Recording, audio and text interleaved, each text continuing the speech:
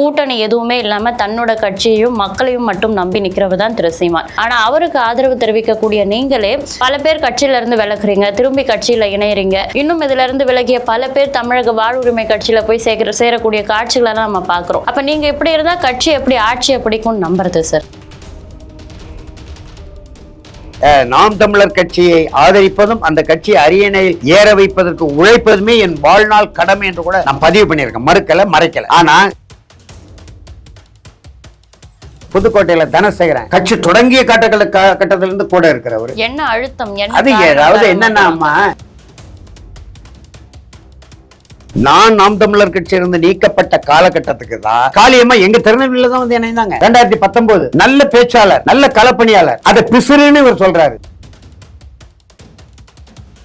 கட்சியை கைப்பற்றுகிற நோக்கத்துல சீமானுக்கு அடுத்து நான் தான். இப்ப சீமான் போக முடியாத அல்லது கலந்து கொள்ள இயலாத எல்லா நிகழ்ச்சிக்கும் சாட்டை துறைமுருகன் போறாரு. ஏன் போறாரு? அந்த அளவுக்கு இடம் கொடுப்பது நாம் தமிழர் கட்சியின் ஒருங்கிணைப்பாளர் தானே சார். அதான் சொல்றாரு.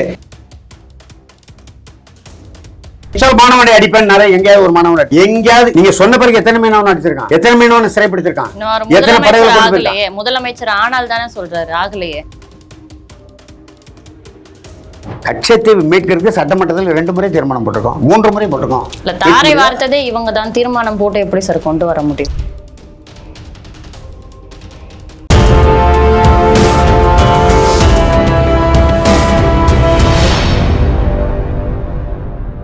யூதமிழ் நேயர்களுக்கு வணக்கம். இன்னைக்கு நம்ம கூட தமிழ் தேச தன்னுரிமை கட்சியின் தலைவர் திரு வியனரசு சார் அவர்கள் தான் இணைஞ்சிருக்காங்க. வணக்கம் சார். இப்போ 2026 நாம் தமிழர் கட்சி வெற்றி பெறணும் அப்படின்னா கட்சியினோட பலமா இருக்கிறது அந்த கட்சியின் தொண்டர்களும் நிர்வாகிகளும் தான். கூட்டணி எதுவுமே இல்லாம தன்னோட கட்சியையும் மக்களையும் மட்டும் நம்பி நிக்கிறவர் தான் திரு சீமான். ஆனா அவருக்கு ஆதரவு தெரிவிக்கக்கூடிய நீங்களே பல பேர் கட்சியில இருந்து விலகுறீங்க, திரும்பி கட்சியில இணையறீங்க. இன்னும் இதுல இருந்து விலகிய பல பேர் தமிழக வாழ்வுரிமை கட்சியில போய் சேரக்கூடிய காட்சிகளை நம்ம பார்க்கிறோம். அப்ப நீங்க எப்படி இருந்தா கட்சி எப்படி ஆட்சி எப்படிக்கும் நம்புறது சார்? இல்ல, நான் இப்ப முதல்ல சொல்றேன். விஜயை வந்து கட்சி தொடங்குதே உங்களுக்கு எதிராகத்தான். அதனால அவர் ஆதரிக்க வேண்டியதில்லை. சீமான் கடுமையான எதிர்ப்பை பதிவு செய்திருந்தால் விஜய் கட்சி தொடங்கியிருக்க மாட்டார், உறுதியாக தொடங்கியிருக்க மாட்டார். ரஜினிகாந்த் இப்படி கட்சி தொடங்குறேன்னு சொல்லிட்டு கடைசியில் முடிவாக தொடங்கவில்லை என்று சொல்லிவிட்டு போய்விட்டாரோ அதே போல நடிகர் விஜயும் சீமானின் கடும் எதிர்ப்பு இருந்திருந்தால் அவர் கட்சி தொடங்கி இருக்க மாட்டார். இவர் ஆதரிக்கிறது போல ஆதரித்து அரவணைப்பது போல அரவணைச்சதுனால கட்சி தொடங்க. இப்போ நீங்கள் நாம் தமிழர் கட்சியிலிருந்து நான் கட்சியிலிருந்து நீக்கப்பட்டவர், நானா விலகலை. என்னை நீக்குவதற்கு வேறு கணங்கள் ஸ்டெர்லைட் எதிர்ப்பு மக்கள் புரட்சி, அந்த புரட்சி முன்மொழிந்தது நாம் தமிழர் கட்சி. மக்கள் அதை கையில் எடுத்து புரட்சி செய்து அந்த ஆலையை மூட வைத்தார்கள். 13 தமிழர்கள் அந்த களத்திலே துப்பாக்கி சூட்டில் மாண்டு மடிந்தார்கள். நானே கிட்டத்தட்ட 2 மாதங்கள் சிறையில் இருந்தேன். அந்த நிகழ்வை ஒட்டி கட்சியிலிருந்து ஏற்பட்ட முரண்பாடுனால நான் கட்சியில் நீக்கப்பட்டேன். ஆனால் மீண்டும் கட்சிக்குள் சேருவதற்கு அழைப்பு விடுக்கப்பட்டது, நான் சேரலை. இப்போ உதாரணத்துக்கு நம்ம ஜெகதீச பாண்டியன் நாம் தமிழர் கட்சியில் நீண்ட காலமாக கட்சி தொடங்குவதற்கு முன்பே திரையுலகத்திலே சீமானுக்கு மிக அணுக்கமாக இருந்தவர். அவரே சீமானுடைய அகமும் புறமும் தெரிந்த ஒருவர் ஜெகதீச பாண்டே. அவரே கட்சியிலிருந்து இப்போ விலகி வாழ்வுரிமை கட்சியில் சேர்ந்திருக்கார். அந்த ஜெகதீச பாண்டியனே என்னை அழைத்தார். கட்சியிலிருந்து நீக்கப்பட்ட பிறகு முதலாக ஜெகதீச பாண்டே 2022 நவம்பர் தமிழக பெருவிழான்னு ஒரு விழா கொண்டாடுவோம். மொழிவழி மாநிலம் பிரிக்கப்பட்டனர். அந்த நிகழ்ச்சிக்கு தான் ஜெகதீச பாண்டியை அழைத்தார். அண்ணன் சொல்லி தான் அழைக்கிறார். எனவே ஆதரவு நிலைப்பாடு தான் எடுத்தேனே தவிர அந்த கட்சிக்குள்ளே நான் போகலை. ஆதரவு நிலைப்பாடு கருத்துக்களை சொன்ன அவருடைய போராட்டங்களுக்கு தோள் கொடுத்து துணை நின்ற அது அவரே விரும்பி ஏற்றதான், நானும் விரும்பி கொடுத்ததுதான். இன்னும் சொல்ல வேண்டுமேனால் நாம் தமிழர் கட்சியை ஆதரிப்பதும் அந்த கட்சியை அரியணையில் ஏற வைப்பதற்கு உழைப்பதுமே என் வாழ்நாள் கடமை என்று கூட நான் பதிவு பண்ணியிருக்கேன். மறுக்கலை, மறைக்கலை. ஆனால் நடைமுறை அரசியலில் மீண்டும் மீண்டும் முரண்பாடுகளும் குழப்பங்களும் கோளாறுகளுமே நடந்து கொண்டிருந்தா கட்சி எப்படி? இப்போ ஜெகதீச பாண்டியனுக்கு அடுத்து பார்த்தா மதுரை வெற்றிக்குமரன் உடன் பிறந்த தம்பி போல இருந்தார். ஒரே தட்டில் 2 பேரும் சாப்பிடுவாங்க. செந்தமிழர் சீமானுடைய கயல்விழி சீமான் திருமணத்தை மூல காரணமாக இருந்து முடித்து வைத்தவரே வெற்றிக்குமரன் தான். அவர் ஏன் கட்சி விட்டு போறாரு? ஜெகதீச பாண்டியன் போனாரு. திருச்சி பிரபு, திருச்சி அந்த மண்டலத்தில் மிகப்பெரிய ஆளுமை, ஒரு மிகப்பெரிய மாநாடே போட்டவர், அவர் கட்சி விட்டு போறாரு. புதுக்கோட்டையில் தனசேகரன் கட்சி தொடங்கிய கட்டத்திலிருந்து கூட இருக்கிறவர். என்ன அழுத்தம், அது அதாவது என்னன்னா, இவரிடம் இருக்கிற ஒரு மிகப்பெரிய அவர் வந்து தனக்கான பலகீனமாக நினைக்கிறார். அது என்னன்னா, தன்னை தவிர யாரும். இப்ப காளியம்மாள் 2019 தான் கட்சிக்கு வந்தாங்க. நாம் தமிழர் கட்சியிலிருந்து நீக்கப்பட்ட காலகட்டத்துக்கு தான் காளியம்மா எங்க திருநெல்வேலியில தான் வந்து இணைந்தாங்க. 2019 நல்ல பேச்சாளர், நல்ல களப்பணியாளர். அதை பிசுறுன்னு இவர் சொல்றாரு இல்லையா? நத்தம் சிவசங்கர ஒரு பிசுறு, காளியம்மாள் பிசுறு, ரெண்டையும் தட்டி விடணுங்கிறார். அதுல இருந்தான் சிக்கல் வந்தது. அதுக்கு பிறகும் காளியம்மாள் அதை ஏற்றுக்கொண்டு தாங்கி கொண்டு களத்தில் நின்னாங்க. சரி இருக்கட்டும், ஏதோ அண்ணன் சொல்லிட்டாரு போகட்டும் அப்படின்னு. தொடர்ந்து அந்த காளியம்மாளை ஏன் தக்க வைக்க முடியல இல்லையா? அப்போ தன்னை தாண்டி அப்ப ஏன் சாட்டை துரைமுருகன் அவரை மட்டும் பக்கத்தில் வைத்திருக்கிறீங்க? 2 முறை கட்சியிலிருந்து நீக்கப்பட்டவர் இல்லையா? வைகுண்டராஜனுடைய அந்த மணல் அந்த ஒரு தெரியுமில்லையா உங்களுக்கு? அது தொடர்பான வைகுண்டராஜன் நிர்வாகத்திற்கு அவருடைய தொழிற்சாலைகளுக்கு எதிராக இவர் கருத்தை பதிவு பண்றார். ஆனா வைகுண்டராஜனுக்கு ஆதரவாளர் சீமான். உடனே சாட்டை துரைமுருகனுடைய வலையொலிக்கும் கட்சிக்கும். அப்ப கொள்கை பரப்பு செயலாளர் இல்லை. கொள்கை பரப்பு செயலாளர் அவர் வாயிலிருந்து உதிர்க்கிற ஒவ்வொரு சொல்லும் கட்சியினோட நலன் சார்ந்ததாக, கட்சியினுடைய கொள்கை சார்ந்ததாக தான் இருக்க முடியும். அந்த சாட்டை துறைமுறை ஏன் இப்ப உதாரணத்துக்கு தென்னாப்பிரிக்கையில எங்க இந்த நீக்கரோக்கள் கருப்பின மக்கள் நம்முடைய மாண்புமிகு முதலமைச்சர் மு.க. ஸ்டாலின் படத்தை வச்சுக்கிட்டு ஏதோ சொன்னாங்க, நமக்கு புரியல. அதே போல சாட்டை துரைமுருகன் படத்தை வச்சுக்கிட்டு இப்ப நின்னதா சாட்டை துரைமுருகன் போட்டிருக்காரு, நீங்க பார்த்திருப்பீங்களா? நான் கேட்பது, நீங்கள் செந்தமலன் சீமான் படத்தை அனுப்பல்லவா அந்த முதல்வர் மு.க. ஸ்டாலின் காட்சி போல நீங்க எடுத்து போட்டிருக்கணும்.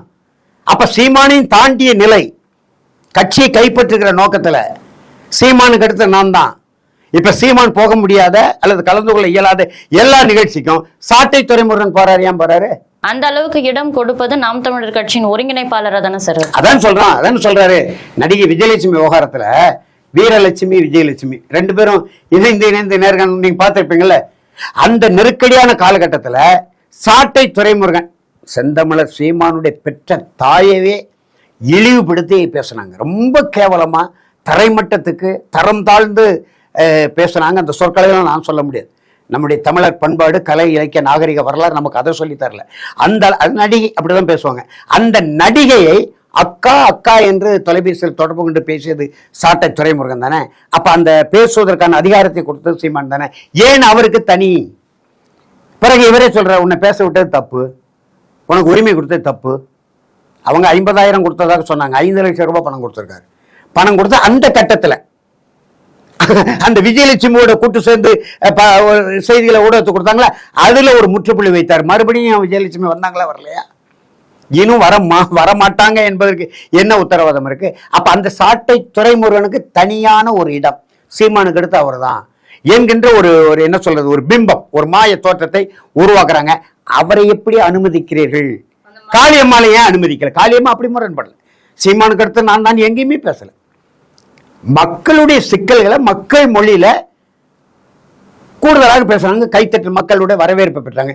ஏன் உங்களுக்கு பொறாமைன்னு நான் கேட்கிறேன். ஒரு மகளிர் தானே, மகளிருக்கு 50 விழுக்காடு, 50க்கு 50 ஏன் கொடுக்கல? அதே மாதிரி ஒரு மருத்துவர், ஒரு அம்மா, அவங்க கட்சி தொடங்கின காலகட்டத்தில் இருந்தாங்க. ஒரு பாரம்பரிய திராவிட அரசியல் பாரம்பரியத்துல வளர்ந்தவங்க. அவங்க ஏன் கட்சி விட்டு போனாங்க? எனவே உங்களுடைய அந்த நான் கேட்ட சொல்வார், என்னையை நம்பி வராதே, என் தத்துவத்தை நம்பி வாழ்பாரு. அப்புறம் ஏன் செந்தமிழர் சீமான் முழங்குகிறான்னு போடுறீங்க? தத்துவம் முழங்குகிறதான்னு போடணும். தத்துவத்தை நம்பி வந்தா, தத்துவம் என்ன தத்துவம்? அந்த தத்துவத்தின் பேரை போட்டு இந்த தத்துவம் அழைக்கிறது, இந்த தத்துவம் பேசுகிறது, அல்லது இந்த தத்துவம் பற்றி சீமான் பேசுகிறத போடணும். பொதுவாக அந்த மேடையில் அமைக்கிற அந்த பதாகை இருக்கு பாருங்க, எந்த கட்சியிலும் திராவிட முன்னேற்ற கழக கொள்கை விளக்க பொதுக்கூட்டம், நாள், இடம், இதான் போட்டிருப்பாங்க. முத்தமிழறிஞர் டாக்டர் கலைஞர் முழங்குகிறான்னு பதாகையில் வைக்க மாட்டாங்க, சுவரட்டியில் ஒட்டுவாங்க. அந்த நிலையை மாற்றி எல்லா பதாகையிலும் சீமான் பேர். அது தன்முப்புத்தனமா இல்லையா? கட்சியை முன்னிறுத்தாம செந்தமிழன் சீமான் தலைமை, பொதுக்கூட்டமா இருந்தாலும் அவர் தான் தலைமை தாங்குவார், ஆர்ப்பாட்டம் இருந்தாலும் அவர் தான் தலைமை தாங்குவார். எல்லாத்துக்கும் மேடையில சீமான். இந்த மேடையில தனிநபர் அல்லது தலைவருடைய பெயரை வைத்த அந்த கலாச்சாரத்தை வளர்த்ததே நாம் தமிழர் கட்சி தான். நாம் தமிழர் கட்சி நான் ஆட்சிக்கு வந்தால், நான் முதலமைச்சரானால், நாம் தமிழர் கட்சியில இப்ப நீங்க பொது உடைமை கட்சிகளை பார்த்தா விஎன்ஆர்எஸ் அவர்கள் இப்படி சொல்லி இருக்கிறார்கள், இதை பொது உடைமை கட்சி சார்பில் கண்டிக்கிறோம், அப்படிதான் இருக்கும். பொது உடைமை கட்சி சார்பில் வரவேற்கிறோம், பொது உடைமை கட்சி வரவேற்கிறது, பொது உடைமை கட்சி முன்மொழிகிறது, இப்படிதான் சொல்லுவாங்களே தவிர இவரு சீமான் சீமான் சீமான், எங்க பார்த்தாலும் சீமான், எது எங்கும் சீமான், எதுலையும் சீமான். இப்ப தேர்தல் சின்னமும் அதுதான் பாத்தீங்கல்ல. அப்படியானால் நானே ஒரு வேட்பாளராக நாம் தமிழர் கட்சி சார்பில் போட்டியிடுகிறேன்னு வைங்க, திராவிட திருநெல்வேலியில வெற்றி பெற்ற பிறகு வாக்கு உங்களுக்கு இல்லைன்னா எனக்கு விழுந்த வாக்கு, என் முகத்துக்கு விழுந்த வாக்கு 234 தொகுதியில் எந்த வேட்பாளருக்கும் வாக்கு கிடையாது, சீமானுக்கு மட்டும் விழுந்த வாக்கு என்று சொல்லுகிற நோக்கம் தானே அதுல இருக்கு, இல்லையாமா? எனவே அவருடைய தன் மூப்புத்தனமும் தன்னை முதன்மைப்படுத்துகிற, எதுக்கெடுத்தாலும் தன்னை நான் தான் நான் தான் நான் தான், நாம் தமிழர் கட்சி அரியணையனால் கட்சியத்துக்கு மீட்கப்படும் அப்படி சொல்லணும். நான் முதலமைச்சரானால் சிங்கள நடிக்க சொல்லுங்க பார்ப்போம் அப்படின்னா அடிச்சுட்டானா என்ன பண்ணுவீங்க? அடிச்சுக்கிட்டு இருக்கானா இல்லையா? மீனவனை அடிச்சால் மாணவனை அடிப்பேன்னால எங்கேயாவது ஒரு மாணவனை அடிச்சிருக்கீங்களா? எங்கேயாவது நீங்க சொன்ன பிறகு எத்தனை மீனவன் அடிச்சிருக்கான், எத்தனை மீனவனை சிறைப்படுத்திருக்கான், எத்தனை படைகளை முதலமைச்சர் ஆனால் தானே சொல்றாரு, ஆகலையே. இல்ல அவ முதலமைச்சர் ஆனா அடிப்போம்னு சொல்லலையே, இல்ல நான் முதலமைச்சர் ஆனால் தான் சொல்றாரு. இல்ல அது அப்படி சொல்லல, மீனவனை அடித்தா மாணவனை அடிப்பேன் அதுக்கு முன்னாலே சொல்லிட்டாரு. அப்படி செய்ய முடியும், நடைமுறை வாய்ப்பா இருக்க முடியுமாம்மா? கட்சியத்தை மீட்கிறதுக்கு சட்டமன்றத்தில் 2 முறை தீர்மானம் போட்டிருக்கோம், 3 முறை போட்டிருக்கோம். தாரை வார்த்ததே இவங்க தான் தீர்மானம் போட்டு எப்படி சார் கொண்டு வர முடியும்? அது பிள்ளை, அது வேற செய்தி, அது நம்ம ஏற்கல. தாரை வார்த்தா என் கலைஞர் தான், அது எப்படிப்பட்ட கலைஞர்? நாங்களே கொடுத்துருவோம். எப்படிப்பட்ட கலைஞர்? இப்ப எடப்பாடி பழனிசாமி அதை இழந்தாருன்னா வேறு, ஆனா எப்படிப்பட்ட கலைஞர் நம்முடைய கட்சியத்தை இழந்தார்னா திராவிட நாடு கட்ட கலைஞர் இல்லையா? இல்லாத ஒன்றை இருப்பதை விட்டு விட்டு பறப்பதை பிடிப்பது விளங்குதா உங்களுக்கு? இல்லாத போகாத ஊருக்கு புரியாத வழின்னு சம்பத்து சொன்னார் அந்த காலத்துல, அண்ணாதுரை கிட்ட சொன்னார். நீங்க என்ன திராவிட நாடுங்கிறீங்க? திராவிடங்கிற சொல்லி கர்நாடகத்தில் இப்ப பாருங்க, கமலஹாசன் தான் ஏற்கனவே பேசுவேன், தமிழ் மொழியிலிருந்து பிரிந்தது என்கின்ற சொல்லையே ஏற்க மறுக்கிற கன்னடர்கள் இவங்க கூட சேருவாங்களா திராவிட நாடுன்னு? ஆந்திர மாநிலம் மிகப்பெரிய மாநிலமா இருந்து ஒரு மொழி பேசக்கூடிய மக்களை 2ஆக பிரித்து தெலுங்கானான்னு கொண்டு போயிட்டாரு சந்திரசேகர் ராவ். இவங்க ஒரு அண்ணாதுரை கூட சேருவாரா திராவிட நாடுன்னு? அப்ப இல்லாத திராவிட நாடை கேட்டு இருந்த கட்சியத்தை இழந்ததுதான் மிச்சம் அந்த திராவிட அரசியலுக்கு. அப்படி செய்யணும் வேண்டுமே தவிர, அதனால இவங்க தீர்மானம் போடுறதுல ஒன்றும் இல்லை. தீர்மானம் போட்டா அந்த தீர்மானம் என்னாச்சு? 2006 உயர்நீதிமன்ற வழக்காடு மொழியாக தமிழை கொண்டு வர வேண்டும் என்று தீர்மானம் போட்டாரு. அன்றைக்கு குடியரசுத் தலைவராக இருந்த ஒரு பச்சை தமிழர் தான், அப்துல் கலாம் தான் இருந்தாரு. ஏன் அவர்கிட்ட கையெழுத்து வாங்க முடியல? இல்ல, ஒவ்வொரு தேர்தல் நெருக்கத்திலும் இந்த மாதிரி தீர்மானங்கள் அது தேர்தல், அதாவது வாக்காளர்களை ஏமாற்றுகிற போக்கு இல்லையா? அது மாதிரிதான் சீமானும் செஞ்சுக்கிட்டு இருக்காரு. இல்ல, நீங்க நாம் தமிழர் கட்சிக்கு ஆதரவான நிலைப்பாடுல இருக்கிறதா சொல்லிட்டு இப்போ உங்க ஆதங்கத்தெல்லாம் கொட்டுறத பார்த்தா இது ஆதரவான நிலைப்பாடு. அவர் ஆதரவா இருக்கிறதுக்கு இந்த கொள்கை சார்ந்த வழிமுறைகளை அவர் கடைபிடிக்கலாமா? கடைபிடிப்பார் என்று நம்பணும், கடைபிடிக்க வேண்டும் என்று வலியுறுத்தணும். இவர் தன்னை மட்டுமே முன்னிலைப்படுத்திக் கொண்டு வெற்றி குமரன் இழக்கிறது, ஜெகதீச பண்டியன் இழக்கிறது, தனசேகரன் இழக்கிறது, பிரபு இழக்கிறது, காளியம்மாளை இழக்கிறது, இப்படி பல பேரை இழந்து வருறதா இப்ப என்ன நடக்கும் இல்லையா? இப்ப உதாரணத்துக்கு கல் இறக்குறது ஒரு பக்கம் இருக்கட்டும், இந்த திரைப்பட உலகத்தினர் கைது செய்திருக்காங்க. போதைப் பொருள் கோக்கைனா காக்கைனா ஏதோ ஒன்று ஆங்கில பேர் எனக்கு வராது. அந்த கோக்கைன் தொடர்பாக கைது பண்ணா குற்றவாளி யாரா இருந்தாலும் சட்டம் கைது செய்யறது, சட்டப்படி கைதானம்ல. ஸ்ரீகாந்த் பாவம், அவன் தனிப்பட்ட முறையில் நல்லவன். இன்னும் நிறைய புகழ்பெற்ற மனிதர்கள்லாம் அந்த போதைப் பொருளை பயன்படுத்துறாங்கன்னா அப்போ உங்களுக்கு தெரியுமா? சட்ட விரோதமான செயல் யாரு செய்தாலும் அதை தெரிந்தவர் உடனடியாக சட்டத்துக்கு சொல்ல வேண்டியதான பொறுப்பு. அவனை கைது செய்ததுனால ஒழிக்க முடியுமானா அப்ப குற்றவாளியை கைது செய்யக்கூடாதா? கொலை நடக்குமா, கொலையாளியே கைது செய்கிறது, அது ஒரு மிகப்பெரிய புகழ்பெற்ற. இப்ப NS கிருஷ்ணன்ல கொலை வழக்கலான காலத்துல கைதாகி சிறையில் இருந்தாங்க இல்லையா? நம்ம வரலாறு படிக்கும். NS கிருஷ்ணன், K ராமசாமி போன்றவர்கள் புகழ்பெற்ற கொடிகட்டி பிறந்தவர்கள்லாம் ஒரு பத்திரிகையாளர் கொலை வழக்கு கைதாகி சிறைக்கு போனாங்க. அப்ப புகழ்பெற்ற மனிதர் NS கிருஷ்ணன் அவரை சிறையில் போட்டாப்புல நாட்டில் கொலையெல்லாம் தடுத்து நிறுத்த முடியுமா என்று பேச முடியுமா? நீங்க சொல்லுங்க. ஒரு புகழ்பெற்ற மனிதர் என்பதனாலே, மக்கள் மத்தியில் செல்வாக்கு பெற்ற மனிதர் என்பதனாலே அவர் சட்டவிரோதமாக செயல்பட்டா அதை தடுக்க வேண்டியது அரசாங்கத்தின் கடமையா இல்லையா? காவல்துறையின் கடமையா இல்லையா? அவரை நீங்க இவரை மட்டும் கைது செய்து விட்டால் தடுக்க முடியுமான்னா இது ஒரு தலைவன் பேசுற பேச்சான்னு நான் கேட்கிறேன். நான் சொல்ற சரியா தவறு நீங்களே சொல்லுங்க. குற்ற செயல் வெளியே தெரியாம கூட இருக்கும், தெரிந்த பிறகு சட்டம் அதன் கடமையை செய்கிறது.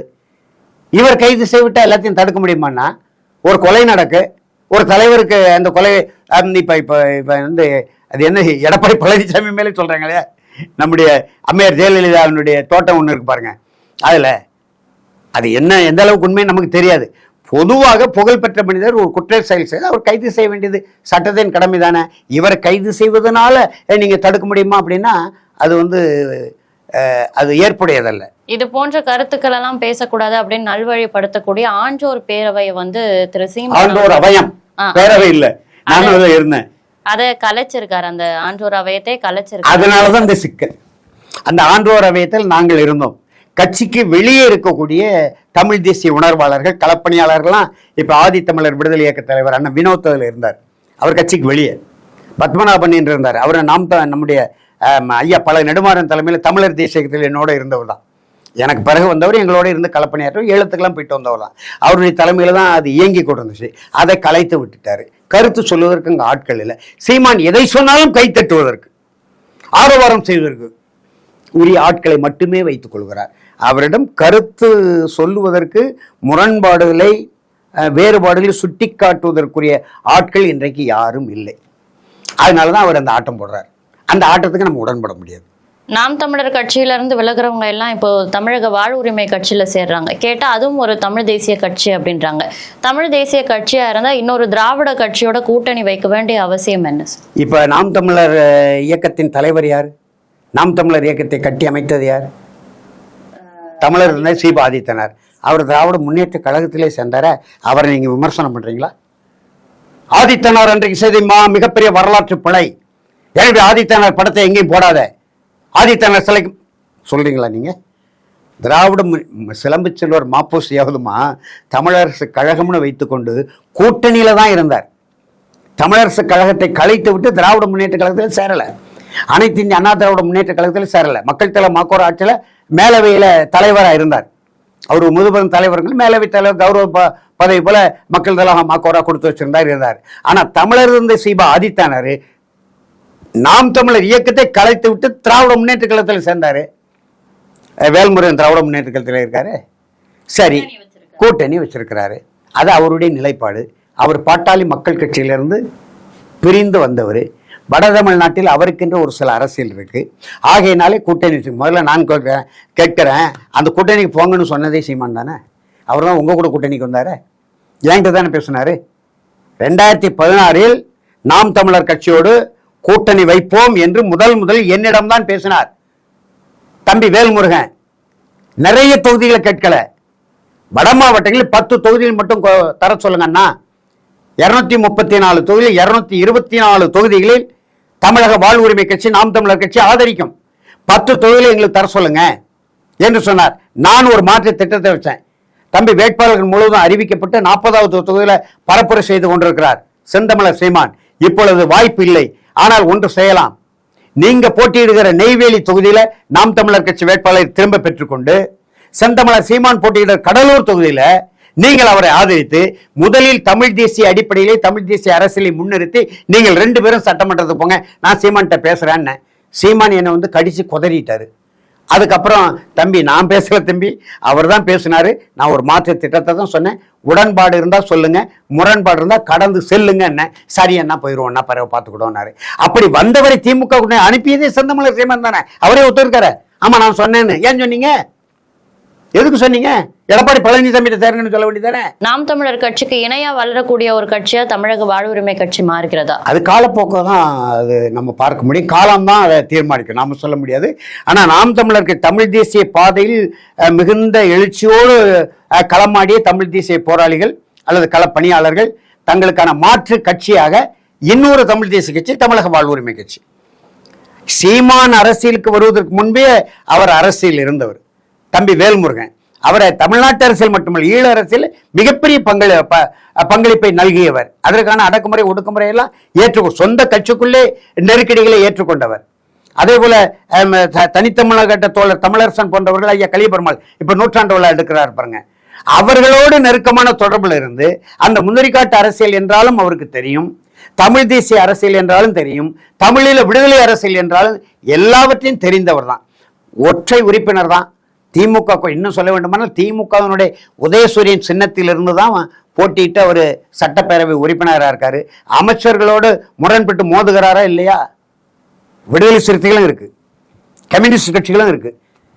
கூட்டணியில் இருக்கக்கூடிய இந்திய கம்யூனிஸ்ட் கட்சி, இந்திய மார்க்சிஸ்ட் கம்யூனிஸ்ட் கட்சி, நம்முடைய விடுதலை சிறுத்தைகள் கட்சி சட்டமன்ற உறுப்பினர்கள் அமைச்சர்களோடு வேல்முருகன் மாதிரி மோதுறாங்களா, முரண்படுகிறாங்களா? அவைத்தலைவரோட யுத்தம்லாம் போர் நடத்திக்கிட்டு இருக்காரு வேல்முருகன். ஒன்று. இரண்டாவது, அவர் ஏற்றுக்கொண்டிருக்கக்கூடிய நிலைப்பாடு. இப்ப அண்ணாச்சி எடப்பாடி பழனிசாமி ஆட்சியில தமிழ்நாடு அரசு பணியாளர்கள் தமிழ்நாட்டுக்கு வெளியே இந்தியாவையும் தாண்டி எங்கிருந்து வேண்டுமானாலும் பணி செய்யலாம். அதாவது தமிழ்நாடு தேர்வாணைய குழுவில் தேர்வு எழுதலாம், 2 ஆண்டுகளில் தமிழை கற்றுக்கொள்ளலாம் என்ற ஒரு அரசாணை போட்டாங்க. நாம எல்லாரும் கூப்பாடு போட்டோம், சீமான் உட்பட எல்லாரும் அதை எதிர்த்து கடுமையான போர் புரிந்தோம். வேல்முருகன் ஒற்றை சட்டமன்ற உறுப்பினராக இருந்து அந்த அரசாணையை நீர்த்து போக வைத்து புதிய அரசாணையை போட்டு தமிழ்நாட்டு அரசு பணியாளர்களில் 75 விழுக்காடு தமிழ்நாட்டு மக்கள் தான் இருக்க வேண்டும் என்று கொண்டு வந்து சாதித்தாரா இல்லையா? நீங்க சொல்லுங்க.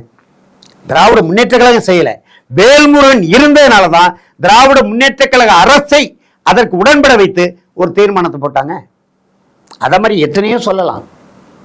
மொழிக்காக, இனத்துக்காக, நிலத்துக்காக ஒற்றை உறுப்பினராக இருந்து திமுக கூட்டணியில் இருந்து திமுக முரண்படுமே, தன்னிடம் கருத்து வேறுபடுமே, ஒருவேளை நம்முடைய சட்டமன்ற உறுப்பினர் பொறுப்பை இழக்கக்கூடிய சூழ்நிலை உருவாகுமே என்று அஞ்சு நடுங்களே போனா போகுது. நான் என் உரிமை குரலை எதிர்த்து பேசுவேன், மக்களுக்காக பேசுவேன், தமிழர்களுக்காக பேசுவேன். பேசுறாரா இல்லையா வேல்முருகன்? ஆகையினால தான் தமிழ் தேசிய கட்சி எல்லா அரசியலும் தெரியும். இங்க வாய்ப்பு இல்லாதவர் அங்க போவோம். இப்ப என்னை கூட கூப்பிட்டு இருக்காரு. நான் ஏற்கனவே பல அமைப்புகள் இருந்து அனுபவம் இருக்கிறதுனால சரியா வருமா சரியா வராதா, அரசியல் சில சூழ்நிலைகள் உருவாகுமா. ஏற்கனவே 15 ஆண்டுகளா அவரோட கட்சியில் இருக்கிறவங்க, நாமெல்லாம் புதியதா போனா அவர்களுக்கு இப்ப நான் போனா வேல்முருகன் பக்கத்தில் நான் தான் நிற்பேன். எல்லா ஊடகத்திலும் வேல்முருகன் முகத்துக்கு அடுத்து ஏன் முகம்தான் தெரியும். வேல்முருகன் அதை தவிர்க்க மாட்டாரு. பெருந்தன்மை நம்ம அண்ணன்னு எடுத்துக்கிடுவாரு. ஆனா அவருக்கு கீழே இருந்த பணியாளர்கள் அந்த அரசியல் புரிதல் இருக்காதுல்ல. நாம இவ்வளவு நாள் இப்ப அப்படிதான் நடந்து கொண்டிருக்கு. இவ்வளவு நாள் நம்ம கட்சியில உழைச்சிருக்கிறோம். இன்றைக்கு திடீர்னு அரசு நம்ம தலைவர் பக்கத்தில் நின்றுக்கிட்டாரு. அவர் முகம்லாம் இந்த மாதிரியான மனித இயல்புகள் தானே. அதனால அந்த நேரிடல்களை எல்லாம் பார்த்து ஆய்வு செய்து பிறகுதான் முடிவு செய்ய வேண்டும். அதை விட சுதந்திரமாக என்னுடைய கருத்துக்களை வேல்முருகனுக்கு ஆதரவாகவே சொல்லுவேன். இன்றைக்கு பாட்டாளி மக்கள் கட்சியில் மிகப்பெரிய குழப்பம் நடக்கு. ஐயா என்னை அழைத்தாங்க, போய் சந்திச்சு விட்டு பேசிவிட்டு வந்தேன். வேல்முருகன் அண்ணன் திருமால் வேலவன் போகலையா தைலாபுரம் தோட்டத்துக்கு? இப்ப நாளை கூட மருத்துவர் ராமதாஸ் ஐயாவை சந்திக்க போறேன். அது அந்த கட்சியினுடைய தேவை எனக்கு தெரியும். பாட்டாளி மக்கள் கட்சி கருத்து வேறுபாடு முரண்பாடு இருந்தாலும் பாட்டாளி மக்கள் கட்சி இந்த தமிழ்நாட்டுக்கு தேவையான கட்சி, தமிழக வாழ்வுரிமை கட்சி இந்த தமிழ்நாட்டுக்கு தேவையான கட்சி, நாம் தமிழர் கட்சி இந்த தமிழ்நாட்டுக்கு தேவையான கட்சி, விடுதலை சிறுத்தைகள் கட்சி தமிழ்நாட்டுக்கு தேவையான கட்சி. இந்த கண்ணோட்டத்தில் தமிழர் தலைமை தாங்கக்கூடிய அமைப்புகள், கட்சிகள், முரண்பாடுகள், கருத்து வேறுபாடுகள் இருந்தாலும் தமிழ்நாட்டுக்கு பொது கண்ணோட்டத்தில் தேவையான கட்சி என்ற முறையிலே ஆதரிக்கிறோம். நல்லது செய்தால் ஆதரிப்போம், வாழ்த்துவோம், பாராட்டுவோம். அல்லது செய்தால் மறுப்போம், எதிர்ப்போம், போராடுவோம். இதுதான் எங்களுடைய நிலைப்பாடு. இவ்வளவு நேரம் நேர்காணல் இணைந்து எங்களுடைய பல கேள்விகளுக்கு உங்களுடைய விளக்கமான பதில் அளிச்சதுக்கு ரொம்ப நன்றி. நன்றி, வணக்கம், வாழ்த்துகள்.